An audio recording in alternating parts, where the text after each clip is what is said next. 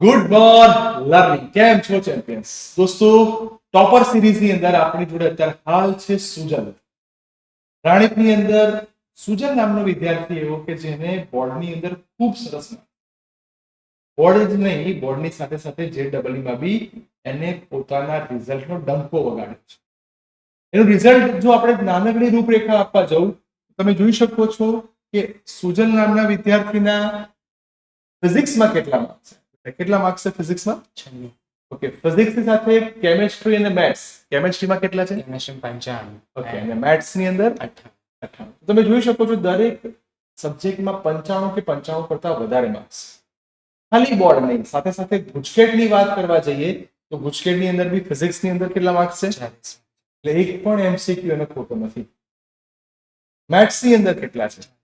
Okay, તો તમે જોઈ શકો છો ફિઝિક્સ અને મેથ્સ તમે ન્યૂઝમાં બી સાંભળ્યું હશે કે ફિઝિક્સ ની અંદર ઘણા બધા વિદ્યાર્થીઓ નપાસ થયા છે, ત્યારે આ છોકરાએ બધાને ખોટા પાડ્યા છે. સારું પરિણામ લાવવા માટે માત્ર કોઈ શિક્ષક જવાબદાર નથી હોતા, એક સિસ્ટમ જવાબદાર છે, એક સારું મિત્ર વર્તુળ જવાબદાર હોય છે, અને સૌથી અગત્યના હોય છે એમના પેરેન્ટ્સ. તો આજની આ સિરીઝની અંદર આપણે બધા લોકો એમના પેરેન્ટ્સ સાથે જાણીએ. એને હું કહીશ કે પહેલા પોતાનું ઇન્ટ્રોડક્શન આપશે થોડુંક નાનકડું એવું, અને પછી આપણે પેરેન્ટ્સને એ વિનંતી કરીશું કે એક મધ્યમ વર્ગનો છોકરો સારું પરિણામ લાવે ને તો સારી કોલેજમાં એડમિશન લઈને પોતાની જાતને પ્રૂવ કરી શકે છે કે હા, જન્મ ગમે તે જગ્યાએ થાય પણ એક સાચું માર્ગદર્શન, એક સાચું ધ્યેય, એક સાચી હિંમત એના સપનાઓને સાકાર કરવા જાય છે. બંને પેરેન્ટ્સને પ્લીઝ વેલકમ. બંને લોકો જ્યારે પહેલી વાર 10માં રિઝલ્ટ પછી મળવા આવેલા, રાત્રે લગભગ 8-9 વાગેલા, એના પપ્પા જોબ પરથી આવેલા અને કીધેલું કે સર સાયન્સ લેવું છે અને ઘણી બધી મુશ્કેલી અને ટેન્શન હતું. તો હવે સાંભળીએ પહેલા એ પેરેન્ટ્સને અને પછી સુજલ. બેટા સુજલ, તારો નાનકડો પરિચય આપી દે, પછી આપણે પેરેન્ટ જોડે સાંભળીએ. યસ. મારું નામ પ્રજાપતિ સુજલ પ્રવીણભાઈ છે. હું અહીંયા 12th ની અંદર સાયન્સમાં મને એજ્યુકેશનમાં જોડાયો હતો. સ્ટાર્ટિંગની અંદર જ્યારે હું 11thમાં આવ્યો હતો ત્યારે ઘણા બધા ક્વેશ્ચન હતા, જેમ કે સાયન્સ અઘરો વિષય છે, કઈ રીતે થશે, કેટલા માર્ક્સ આવશે, એડમિશન શું થશે, બધા જ ક્વેશ્ચન હતા. પણ જ્યારે હું ફર્સ્ટ અહીંયા મુલાકાતે આવ્યો મનન સરની, ત્યારે એમને મારા ઘણા ક્વેશ્ચનનું સોલ્યુશન લાવ્યું અને અત્યારે સારા માર્ક્સ એમના જ મહેનતથી કારણે મને મળ્યા છે. અને આ મારી જે સિદ્ધિ છે એમાં સૌથી વધારે અગત્યનો ભાગ મારા માતા પિતાને આપું છું, કારણ કે એમના જ કારણે હું આ સિદ્ધિ પ્રાપ્ત કરી શક્યો છું. યસ, તો તમે જોયું કે સમજો રિઝલ્ટ એ એક વસ્તુ છે, પણ જોડે જોડે સંસ્કાર એ બહુ અગત્યની વસ્તુ છે. તો બાળકે પોતાનું ક્રેડિટ માતા પિતાના ચરણોમાં આપી દીધું છે, એટલે સંસ્કાર બહુ અગત્યનો ભાગ ભજવે છે. તો બંને માતા પિતાને આપણે કહીએ કે તમને નાનકડું એ વસ્તુ સમજાવો કે આવનારી પેઢી છે, ઘણા છોકરાઓ ઓછા માર્ક્સ આવે તો નાસીપાસ થઈ જતા હોય છે, ઘણા પેરેન્ટ્સ ખોટું દબાણ કરતા હોય છે. બંને પેરેન્ટ્સે તો મને પહેલો દિવસ એવું કીધેલું કે સર અમે બંનેમાંથી કોઈ સાયન્સ નથી ભણેલા, તમે કહેશો એમ કરીશું. તમે સમજો કેટલી સરસ મુલાકાત તમારી હતી. હવે બંને પેરેન્ટ્સે સાંભળીએ એમનો કેવો અનુભવ રહ્યો, અને આમાંથી તમને અવશ્ય એક વસ્તુ શીખવા મળશે કે બાળકને હંમેશા હિંમત આપો. Yes please. દરેક માતા પિતાનો એક હોય છે સંકલ્પ કે પોતાના બાળકનું ભાવિ ઉજ્જવળ બને, અને મારી પણ એ જ ઈચ્છા હતી કે મારું બાળક જે અમને નથી મળ્યું એ મારા બાળકમાં અમે જોવા માંગતા હતા. એટલે મેં એને એક સૂત્ર આપ્યું કે બેટા જો સિદ્ધિ હાસિલ કરવી હોય ને તો સૌથી પહેલા સંકલ્પ કર, અને સંકલ્પ પ્લસ મહેનત, અને મહેનત પ્લસ સાચું માર્ગદર્શન, અને એ જ ઇક્વલ ટુ સિદ્ધિ. એટલા માટે અમને આ તો બધું અમે એને સંકલ્પ એને લઈએ પણ લીધો, અને એની મહેનત પણ એ ચોક્કસ કરશે, પણ સાચું માર્ગદર્શન એ માટે અમને મનન સર એટલે કે અહીંયા MSW ઝોનમાં જે અમે આવ્યા ત્યારે અમને સરને જ્યારે મળ્યા ત્યારે અમને ખરેખર વિશ્વાસ બેઠો કે મારું બાળકનું સાચું ભવિષ્ય અહીંયા આગળથી જ થશે. અને અમે કરી બતાવ્યું. સરની મહેનત, અમારો વિશ્વાસ અને મારા બાળકની મહેનત આજે આ મુકામ પર લાવી છે. યસ, તો તમે સાંભળ્યું હશે કે બંને બહુ સરસ, એના મમ્મીએ બી બહુ સરસ. સમજો, હું તો હંમેશા કહું છું કે માતાનો ખોળો એ દુનિયાની સૌથી મોટી યુનિવર્સિટી છે. તમે જો એને મમ્મીના દરેક શબ્દોમાં કેટલી હિંમત છે કે તમારું સારું સંકલ્પ હોવો જોઈએ, ટાર્ગેટ હોવો જોઈએ. એચીવ કરવા માટે પહેલા સપનું તો જોવું પડશે ને. તો એને મમ્મી એને સપનું બતાવ્યું. કે બેટા તું કર. Done? હવે એના પપ્પાને સાંભળીએ છીએ. એના પપ્પાએ બહુ શાંત સ્વભાવના છે અને એમણે પોતાના બાળક માટે બહુ મહેનત કરી છે. Done? દરેક પેરેન્ટ્સ મહેનત કરે જ છે, પણ હું દરેક મધ્યમ વર્ગના લોકોને કહું છું કે પ્લીઝ સપનું મોટું જુઓ. સપનું મોટું જોશો ને તો એને હિંમત કરવા, એને પૂરું કરવા માટે તાકાત લગાવશો. Yes please. ધોરણ 10માં ટકાવારી સારી આવી, એના આધારે એને મને એમ કીધું કે મારે મેથ્સ લેવું છે, મને મેથ્સ સારું ભાવે છે.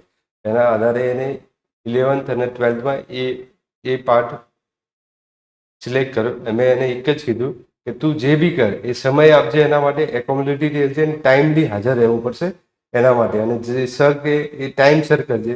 બીજું બધું કેમ મોબાઈલ અને જે બી છે એ માપનું, એમ કે જેટલું લાગે એટલું જ જોવાનું, જે ભણાવે સર ઉપર ધ્યાન રાખવાનું, રિવિઝન જેટલું થાય એટલું કરવું. સર જોડે મુલાકાત થઈ પહેલી વાર, એમને સારું મને સજેશન કર્યું કે એના સારા માર્ક્સ છે તો એનું સારું ભવિષ્ય થઈ શકે એમ છે. એટલે મેં તૈયારી, અને મેં કીધું તારી રીતના તૈયારી કર. અમે કોઈ જ દબાણ કર્યું નથી, એને જે ફાવે એની અનુકૂળતા પ્રમાણે એને સમય આપ્યો અને સારું કામ કર્યું છે. તો તમે જુઓ કે મમ્મીની વાતો ઉપર તમને વિશ્વાસ અને સંકલ્પની માહિતી મળી અને પિતાની વાત ઉપર તમને સમય સૂચકતા મળી. કેટલું સરસ કોમ્બિનેશન છે. પપ્પાએ બહુ સરસ વસ્તુ કીધી કે રોજનું કામ તું રોજ કરી કાઢ. ટાઈમની એકાઉન્ટેબિલિટી, ધેટ મીન્સ સમય સૂચકતા બહુ જરૂરી છે. છોકરું હોશિયાર હોય પણ કાલે કરીશ, પછી કરીશ, આવા શબ્દો બાળકના ચહેરા ઉપર નહોતા. આ MSW ની અંદર હવે 2 મિનિટમાં આપણને કહેશે કે આ 2 વર્ષ દરમિયાન ક્લાસીસની અંદર ટ્યુશનના ટાઈમમાં તો એ લોકો આવતા હતા જ, પણ સાથે સાથે કેટલી વાર MCQs માટે એક્સ્ટ્રા. તમને નવાઈ લાગશે કે રાત્રે કેટલા વાગ્યા સુધી રોકાયા છે, આપણને સિજલ પોતે કહેશે. તો હું હંમેશા એવું છું કે જો માતા પિતાનું સારું કોમ્બિનેશન હશે ને, અને પપ્પાએ બહુ સરસ વાત કરી, અમે ખોટું દબાણ નથી કર્યું. દરેક પેરેન્ટ્સને વિનંતી કરું છું કે બાળકની કાર્યક્ષમતા કરતા કદાચ ઓછું પરિણામ આવે ને, કારણ કે 2 વર્ષમાં ઘણી બધી એક્ઝામો લેવાય, ઓછું પરિણામ આવે તો એને નાસી પાસ ના કરો, એના ખભે હાથ મૂકો, બેટા યુ કેન ડુ ઇટ. અને આ જ એનું પરિણામ છે કે આજે એ બાળકના આટલા સરસ માર્ક્સ, પર્સેન્ટાઇલ, ઇવન JEE ની અંદર બી બેટા શું સ્કોર છે આપણો JEE માં? 93.6.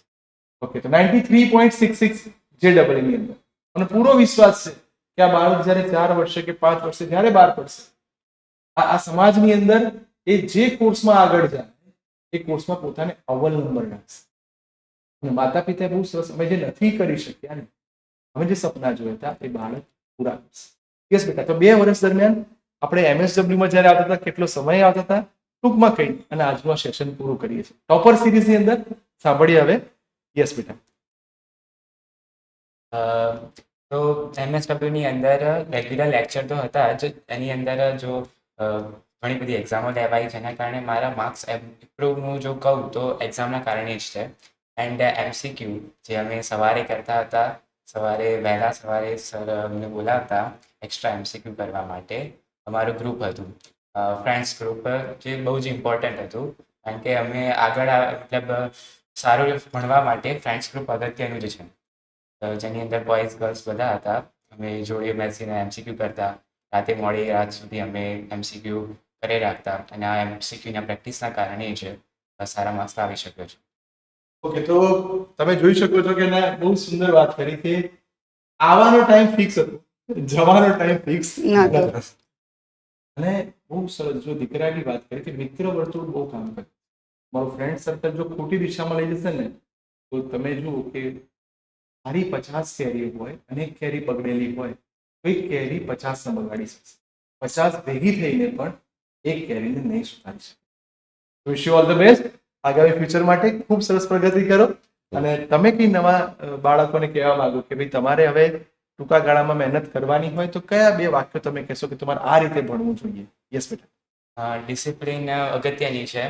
મોટિવેશન તો તમને થોડા ટાઈમ માટે આગળ વધારશે, પણ ડિસિપ્લિન, રોજનું કામ રોજ કરવું, એ જ મેઇન ગોલ છે, અને એનાથી જ તમે જીતી શકો છો. Wish you all the best for your future.